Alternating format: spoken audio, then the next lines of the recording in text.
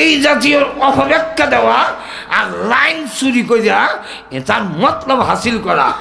আল্লাহ কইছে একটা আর লাইন হাদিসে কইছে একটা, আগের লাইন পিছের লাইন, আগের অংশ পিছের অংশ বাদ দিয়া অর্থ বিকৃতি করিয়া যারা স্বার্থ হাসিল করতে চায়, যারা দুনিয়ার স্বার্থের কারণে কারোর ষড়যন্ত্র শিকার হইয়া কোরআনের অপব্যাখ্যা দেয়, আল্লাহকে অপব্যাখ্যা দেয়, রসুলকে অপব্যাখ্যা দেয়, এই জাতীয় অপব্যাখ্যা দেয়, বদনাম করে কোরআনের ব্যাখ্যা নিজের মন করা দেয়, এদের হাত থেকে দিনকে রক্ষা করার দায়িত্ব স্বয়ং রসুল আলেমের কাছে দেয়া গেছে। তাই আলেমরা কোনো অবস্থায় মেনে নিতে পারে না, তারা সহ্য করতে পারে না দিনের ক্ষতি। তাই দাওয়াত ও তাবলীগ চলতনি, আর দুটো এখন দাওয়াত ও তাবলীগের কাজ চলবে, চলছে, চলবে, যেরকম ঠিক কিনা। তবে ইঞ্জিনিয়ারের নেতৃত্বে না, কার নেতৃত্বে? আর শুধু এখন আমার দেখা লন্ডন আমেরিকা সহ বিশ্বের তো না হইল একটা 50টা রাষ্ট্রের কম না শহর, তো দেখছি এমন কোনো দেশ নাই যেই দেশে দাওয়াত ও তাবলীগের কাজ হয় না। আর শুধু এখন এটা এমন একটা মকবুল জামাত, এটা উলামায়ে কেরাম, দেওবন্দের উলামায়ে কেরামের তত্ত্বাবধানে শুরু হয়েছে। আর শুধু এখন ইলিয়াস রহমাতুল্লাহ আলাইহি ওনার মাধ্যমে শুরু হয়েছে। তিনি দারুল উলুম দেওবন্দ থেকে তিনি ইলমে ওহীর জ্ঞান হাসিল করছেন, আলেম হয়েছেন। এটা সমস্ত উলামায়ে কেরামের সহযোগিতা এমন একটি মকবুল জামাত যে সারা বিশ্বে আমরা অনেক সময় জঙ্গিবাদ করতে পারে, কারণ বড় সিলি মারি, রাহ মারি, হ্যান করুম ত্যান করুম, কিন্তু দাওয়াত তাবলীগওয়ালারা ওয়াজও কোনো সিল্লিও দেয় না। আর তো ধরে কেমন এটা এমন এক জামাত, এটা লবণ বেশি দিলেও কয় না, আলহামদুলিল্লাহ করে গিলে যায়। মাঝের এখান ঠিক না, এটা থাপ্পড় দিলেও কিচ্ছু কয় না। এটা না পদের লোক আছে, না সভাপতি হওয়ার কোনো লোক।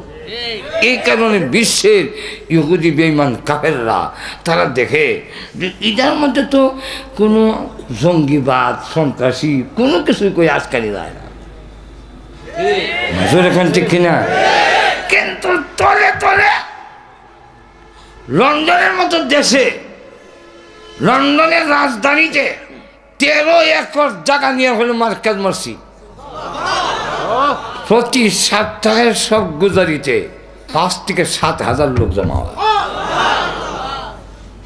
তাহলে চিন্তা করেন, বেঈমান কাফেররা চিন্তা করে দেখে যে ইদার দ্বারা ইদার না সন্ত্রাসী কোয়া যায় না জঙ্গিবাদ কোয়া যায়। মাঝে কোনো কথা বুঝছেন না, আমরা তো সর মারলে হালটা সর দেবে এক কাজ করেন, তাবলীগের একটা সর খাইলে ভাই কষ্ট পাইছে মাঝের এখান ঠিক না, এটার তো হিনানির কোনো হক নাই। অথচ দাওয়াত ও তাবলীগের মাধ্যমে সারা বিশ্বে যত অমুসলিম দেশে মসজিদ হচ্ছে বেশিরভাগ দাওয়াত ও তাবলীগওয়ালাদের মাধ্যমে।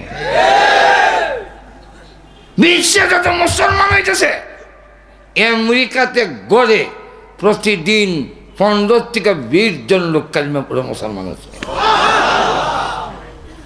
টুইন টাওয়ারে হামলার পর থেকে আরো বেশি কাজ হইতেছে। টুইন টাওয়ারে হামলার পরে অনেক আলিম উলামারও আটকাইলায়, কিন্তু দাওয়াত ও তাবলীগরা আটকাইতে পারে না, কারণ কিচ্ছু কোয়া যায় না চলে যায় মাঝের এখান ঠিক না। তাই ইহুদি খ্রিস্টানদের আজ দেখে যে ইদারে ছেড়ে দিলে হয় না, এটা সারা বিশ্বে নীরবে কাজ করতেছে, যাদের মাধ্যমে লক্ষ লক্ষ লোক বিশ্বে মুসলমান হচ্ছে। মাঝের এখান ঠিক না, ঐক্যবদ্ধ হচ্ছে। এই কারণে আজকে তাবলীগের ভিতরে ষড়যন্ত্র ঢুকাইয়া দিয়া, প্রয়োজন ঢুকাইয়া দিয়া ছাড়ছে।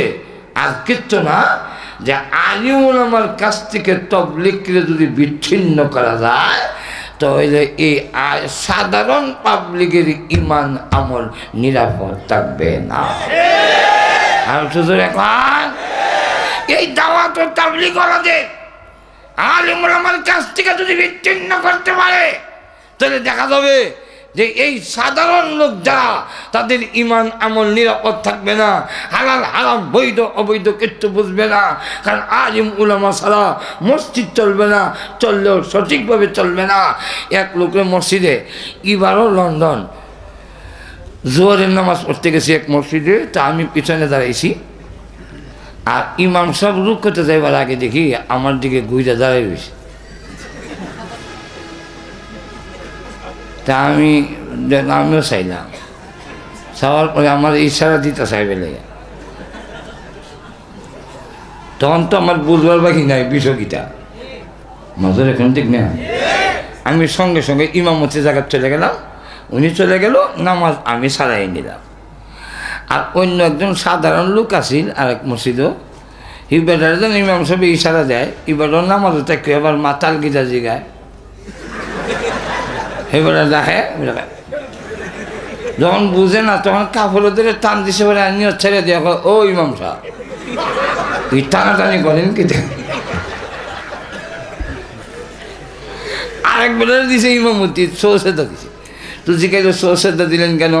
বলে সৌসেদা দেওয়ার কারণ হইলো বাতাস গেছিল, বলে বাতাস গেলে সৌসেদা দিলে হইব, বলে এইরকম আলেম না হইলে নামাজও ঠিকভাবে হবে না, মসজিদ চলবে না, মাদ্রাসা চলবে না, ওয়াজ তাফসীর চলবে না, দাওয়াত ও তাবলীগ চলবে না।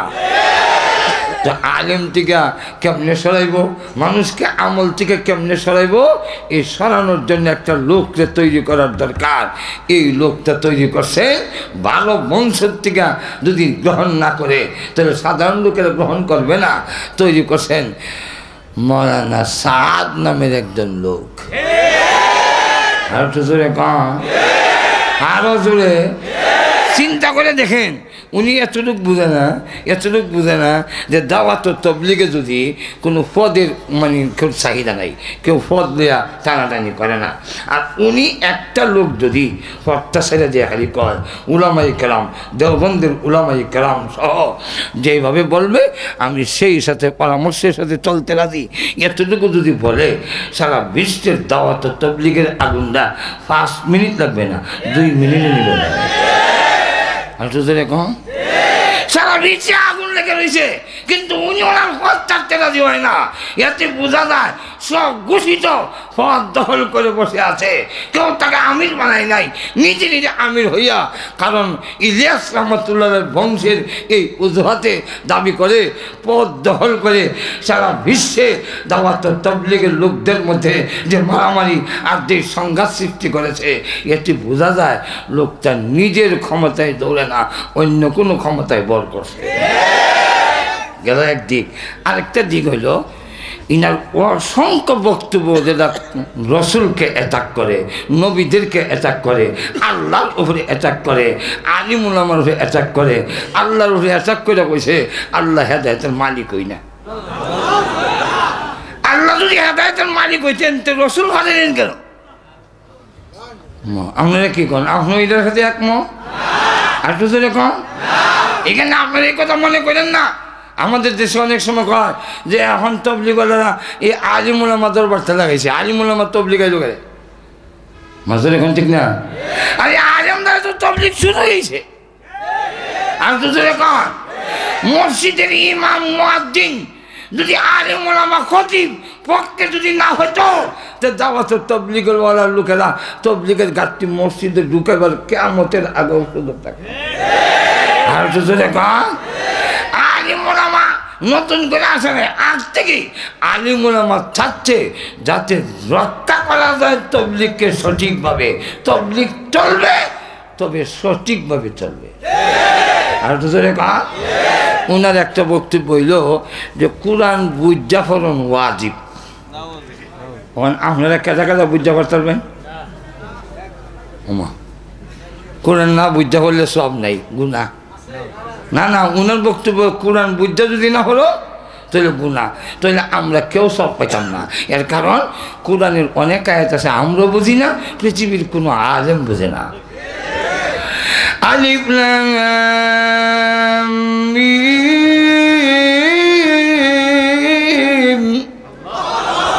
এর অর্থ আল্লাহ ছাড়া কেউ জানে না, কিন্তু রসুল বলছেন আলিফ লাম মিম কে উচ্চারণ করলে কমের পক্ষে 30টা নেকি পায়, 100 না হয়।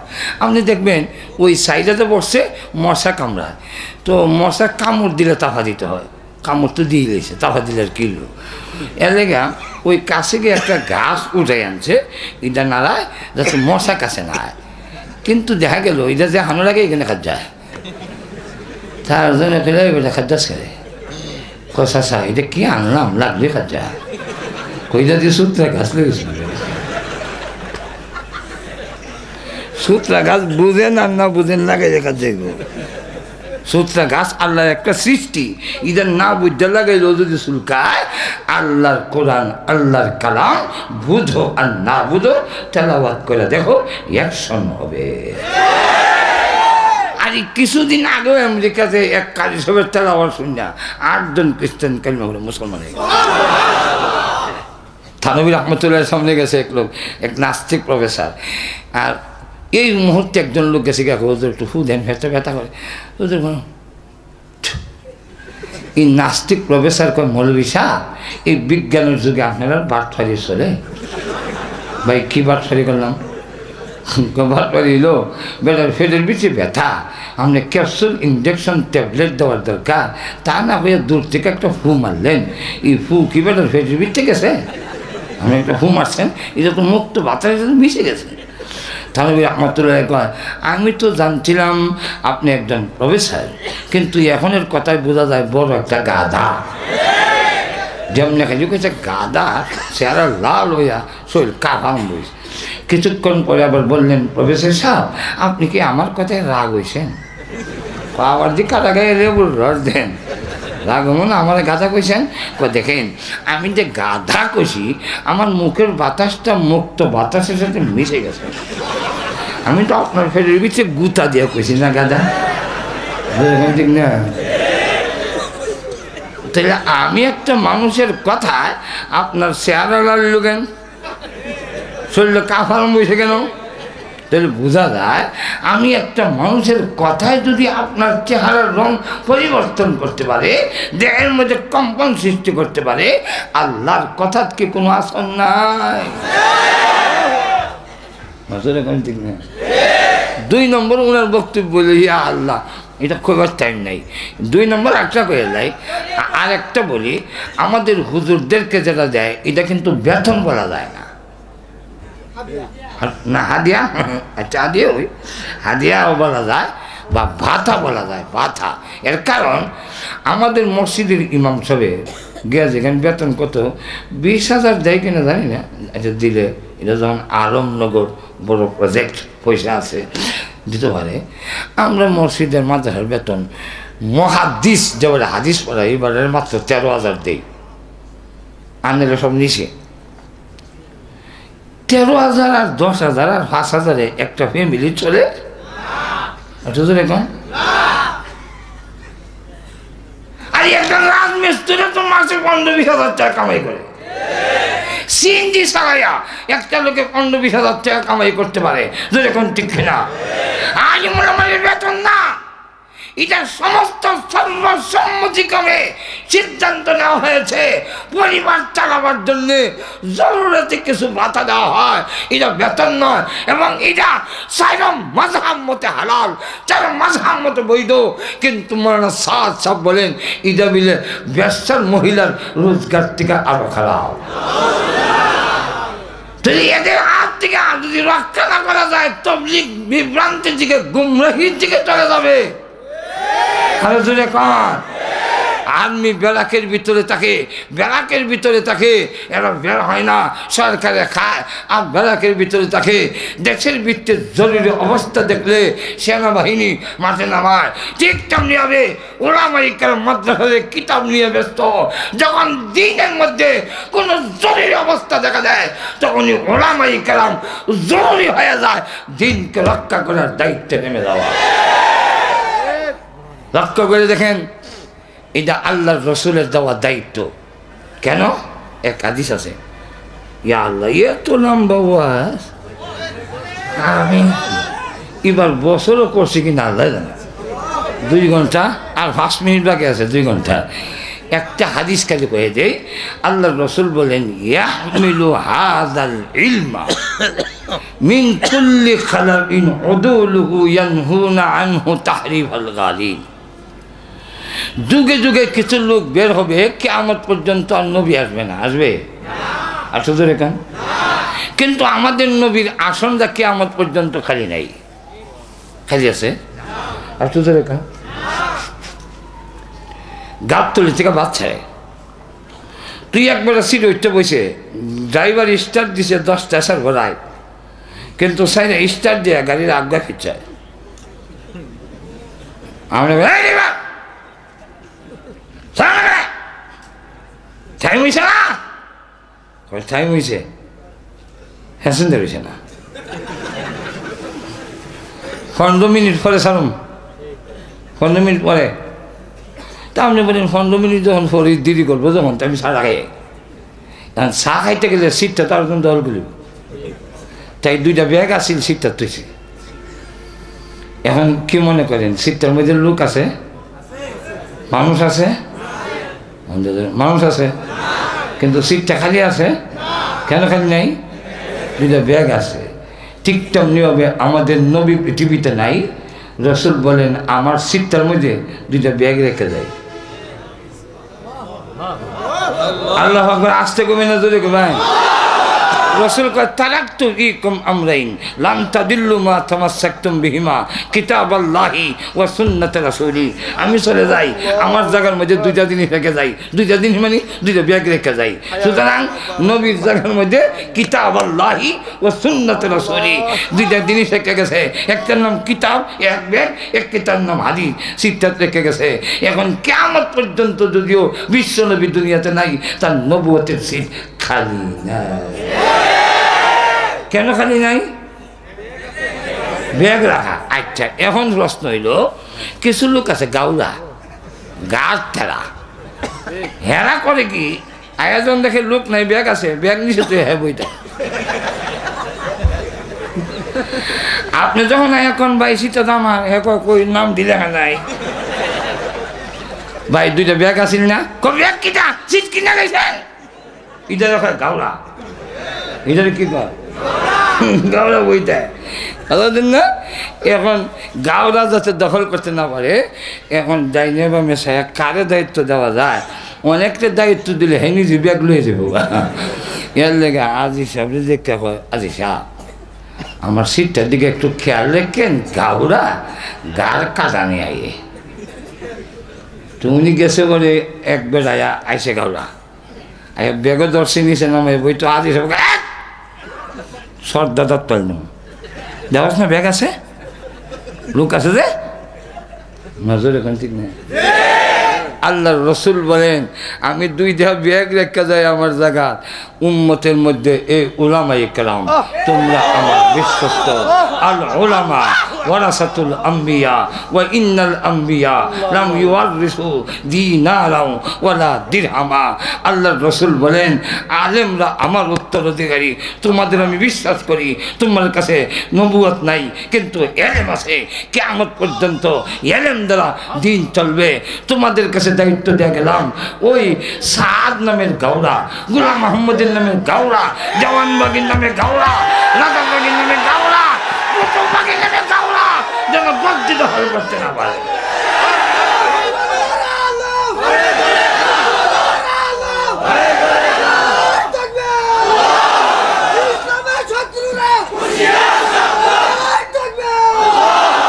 তাই আল্লাহ রসুল বলেন আমি জায়গা যুগে যুগে এলিমরে বহন করবে 3 দল থেকে রক্ষা করার দায়িত্ব ওলামার। 1 নম্বর তাহরিফ আল গালি, কিতাব সীমালঙ্ঘনকারী কিছু লোক আছে, এরা কোরআনের ব্যাখ্যা হাদিসের ব্যাখ্যা উল্টাই হল্টাই দিব, যেমন সাত। এরা যদি কোরআনের ব্যাখ্যা নিজের মধ্যে দিতে না পারে, উলামায়ে কেরাম তোমাদের কাছে দায়িত্ব আমি মুহাম্মদ দিয়া গেলাম।